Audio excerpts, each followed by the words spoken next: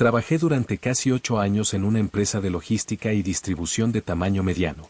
No era una corporación gigantesca, pero tampoco una operación pequeña. Teníamos cerca de 200 empleados entre las oficinas centrales y los centros de distribución regionales. Yo empecé como coordinador de envíos y con el tiempo ascendí a supervisor de operaciones en uno de los almacenes más grandes de la compañía.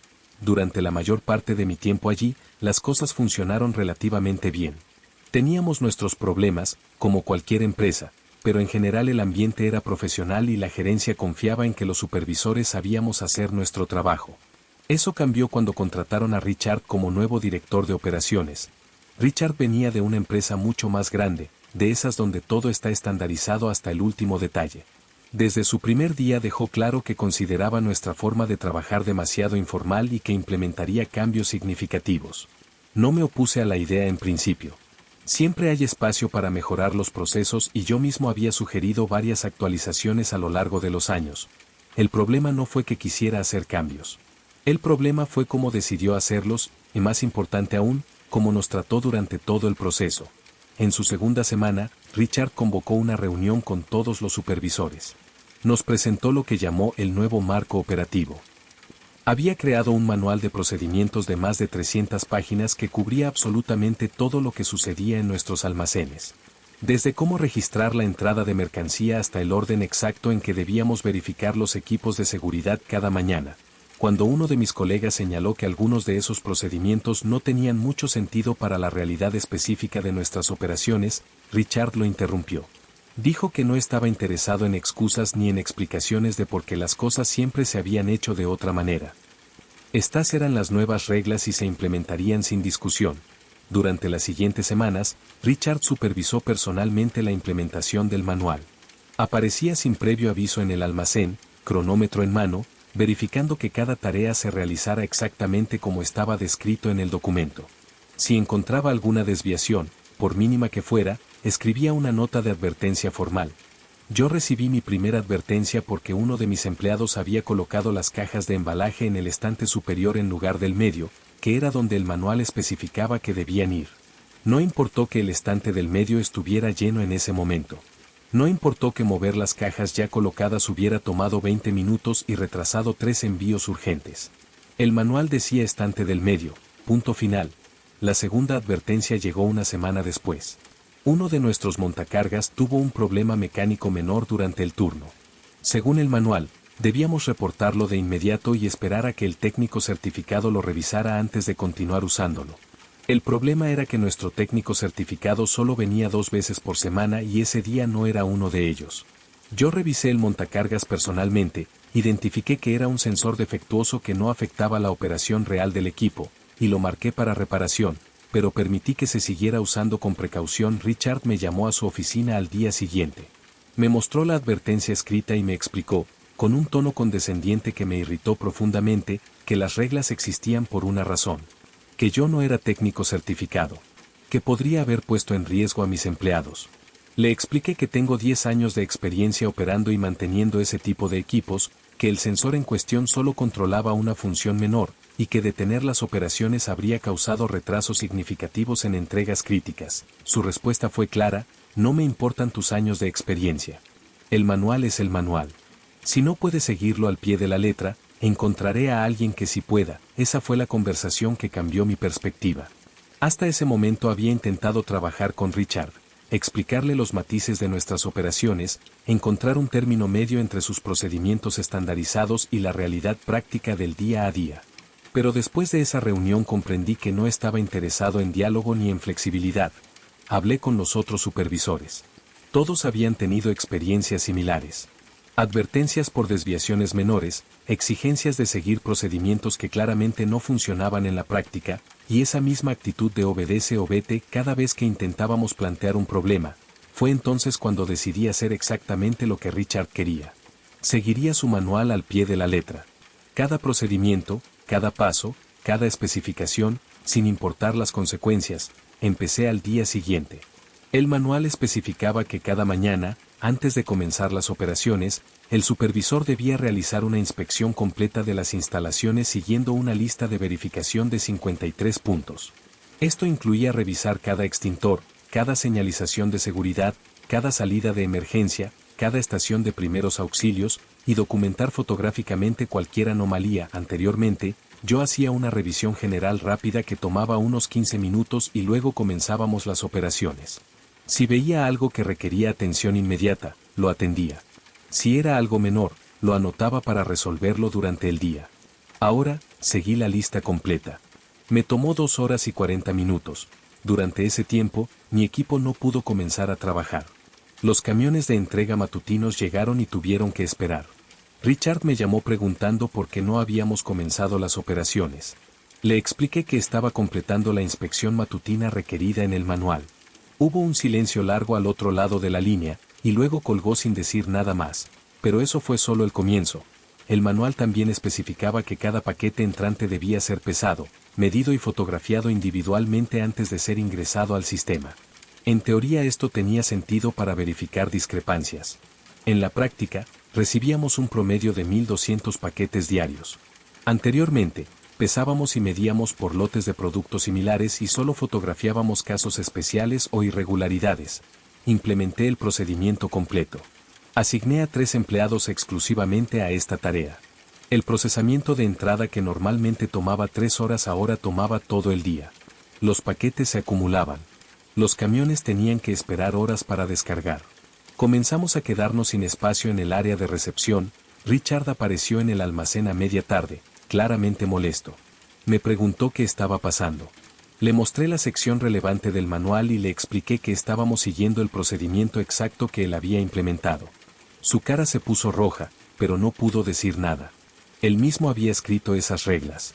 Durante los siguientes días, continué aplicando cada procedimiento exactamente como estaba descrito. Cuando un empleado necesitaba ir al baño, el manual especificaba que debía notificar al supervisor, quien debía registrar la hora de salida y retorno en un formulario específico. Implementé esto rigurosamente. Cada ida al baño requería que el empleado me buscara, completara el formulario, y luego reportara su regreso. Los empleados inicialmente pensaron que me había vuelto loco. Les expliqué en privado lo que estaba haciendo y por qué. La mayoría comprendió rápidamente y comenzó a cooperar. Algunos incluso empezaron a encontrarle el lado entretenido a la situación. El manual requería que cualquier comunicación con clientes sobre retrasos en envíos fuera aprobada primero por el director de operaciones.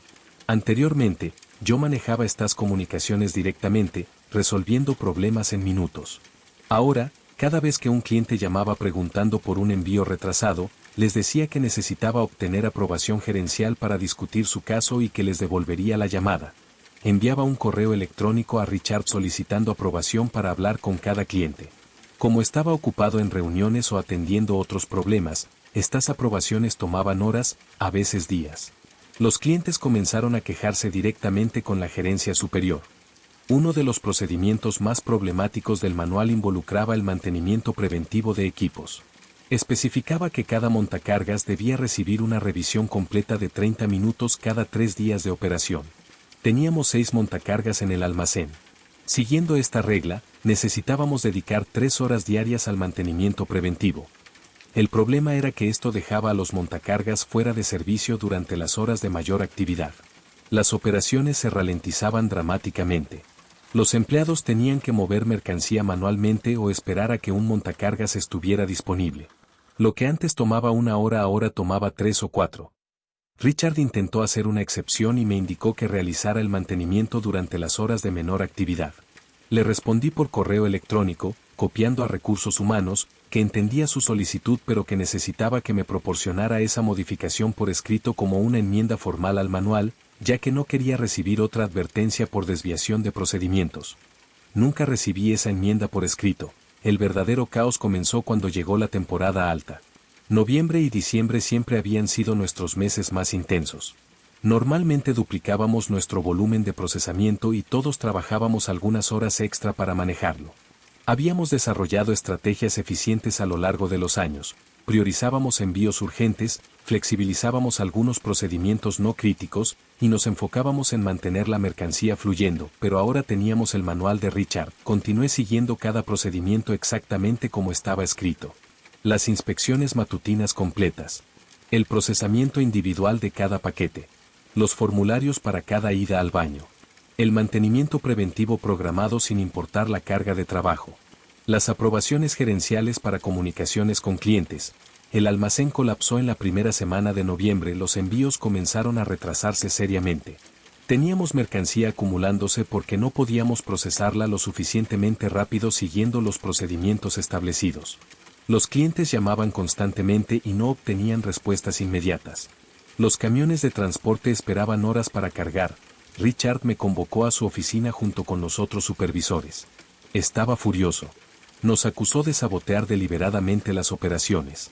Le respondí con calma, mostrándole mi documentación meticulosa de cada procedimiento que habíamos seguido. Cada inspección completada. Cada formulario llenado. Cada aprobación solicitada. Todo exactamente según su manual. Están siendo deliberadamente ineficientes, dijo. Estamos siendo deliberadamente obedientes, respondí.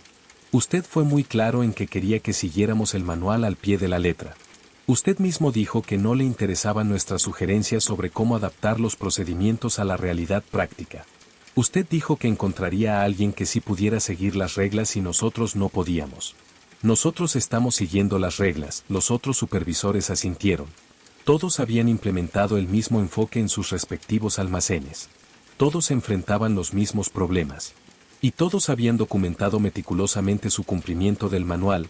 Richard intentó ordenarnos que usáramos el sentido común y ajustáramos los procedimientos según fuera necesario. Le pedí que pusiera eso por escrito. Se negó.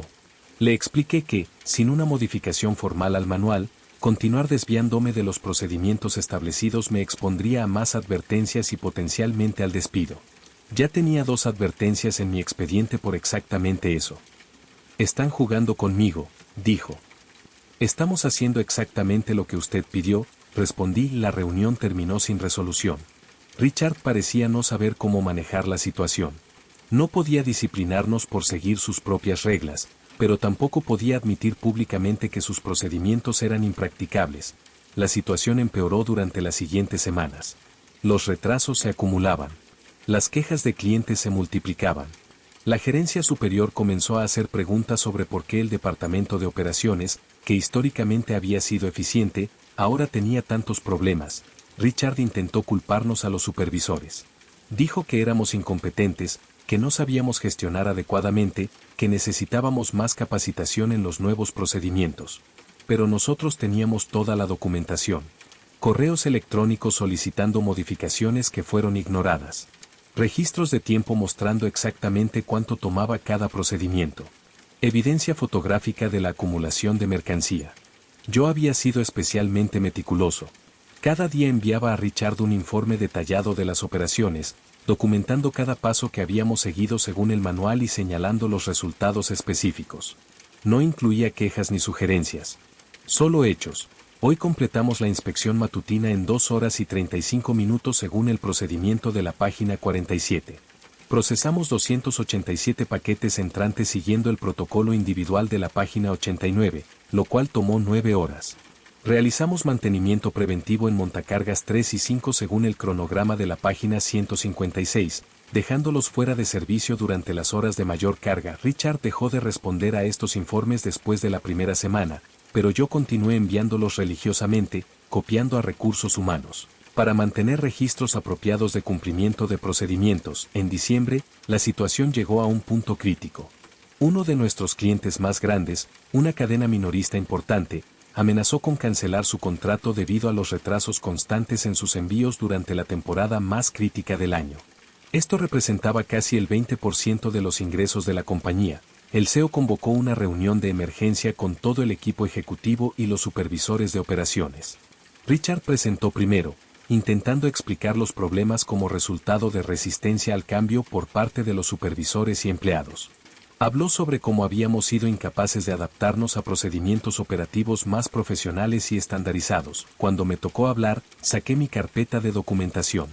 Expliqué calmadamente que habíamos seguido cada procedimiento exactamente como estaba escrito en el manual. Mostré ejemplos específicos de cómo los procedimientos, aunque quizás apropiados en teoría, creaban cuellos de botella severos en la práctica. Señalé que varios de nosotros habíamos intentado discutir estas preocupaciones con Richard durante la fase de implementación, pero fuimos ignorados o amenazados con disciplina. mostré las advertencias que había recibido por usar mi criterio para resolver problemas prácticos. Mostré los correos donde solicité modificaciones al manual y nunca recibí respuesta. Mostré mis informes diarios detallados documentando el cumplimiento exacto de cada procedimiento y los resultados obtenidos. Los otros supervisores hicieron lo mismo. Todos teníamos documentación similar. Todos teníamos la misma historia.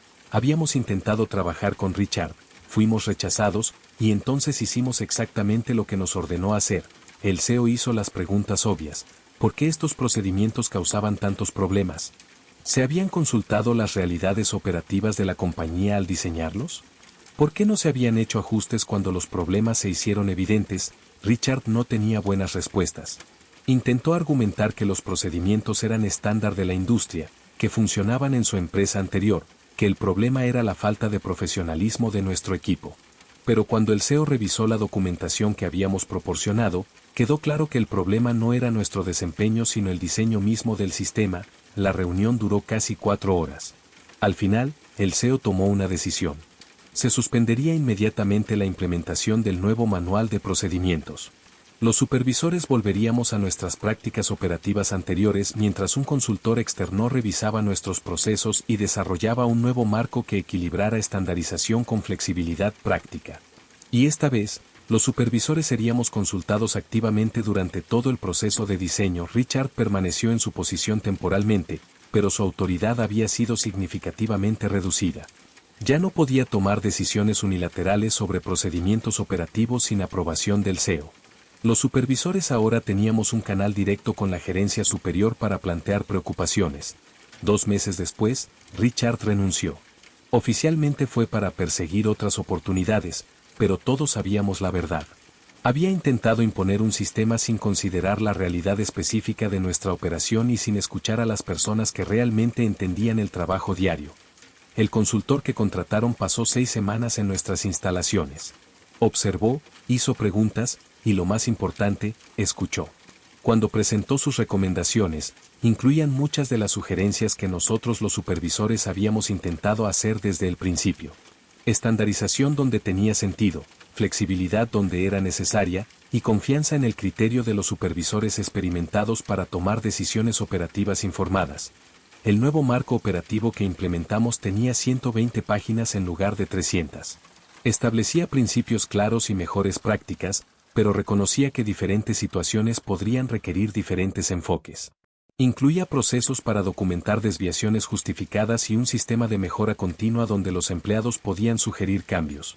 Lo más importante, incluía una cláusula explícita: ningún procedimiento debe seguirse al pie de la letra si hacerlo compromete la seguridad, causa daño significativo al negocio, o contradice claramente el sentido común. Los supervisores tienen la autoridad y responsabilidad de usar su criterio profesional. Mirando atrás, no me enorgullece haber tenido que recurrir a la conformidad maliciosa. Hubiera preferido resolver las cosas a través del diálogo y la colaboración. Pero Richard había cerrado esa puerta desde el principio. Me dejó sin opciones más que darle exactamente lo que pedía y dejar que enfrentara las consecuencias naturales de sus propias decisiones. La experiencia me enseñó algo importante sobre el liderazgo y la gestión. Los procedimientos y la estandarización tienen su lugar, especialmente en operaciones complejas. Pero ningún manual puede reemplazar el conocimiento, la experiencia y el criterio de las personas que realmente hacen el trabajo. Los mejores sistemas son aquellos que empoderan a los empleados para usar su inteligencia, no los que intentan eliminarla de la ecuación. También aprendí el valor de la documentación meticulosa. Si no hubiera mantenido registros detallados de cada paso, cada solicitud ignorada, cada procedimiento seguido exactamente como estaba escrito, Richard probablemente habría logrado culparme a mí y a los otros supervisores por los problemas. La evidencia documentada fue lo que nos protegió y lo que finalmente reveló la verdad a la gerencia superior. Ahora, varios años después, todavía trabajo en la misma compañía. Fui promovido a gerente regional de operaciones, supervisando múltiples almacenes. Cuando entrenamos a nuevos supervisores, siempre les cuento esta historia. No como un ejemplo de cómo socavar a un jefe que no les gusta, sino como una lección sobre la importancia de escuchar, de considerar las realidades prácticas y de trabajar colaborativamente para desarrollar sistemas que realmente funcionen. Y cada vez que alguien propone un nuevo procedimiento que debe seguirse sin excepciones, Recuerdo aquellas semanas caóticas de noviembre y diciembre, y me aseguro de hacer las preguntas difíciles. ¿Esto realmente tiene sentido en la práctica? ¿Hemos consultado a las personas que tendrán que implementarlo? ¿Hay espacio para el criterio y la flexibilidad cuando sea necesario? Porque aprendí por experiencia directa que darle a alguien exactamente lo que pide, sin agregar el sentido común que esperan implícitamente, puede ser la mejor manera de demostrar por qué su petición era irracional desde el principio.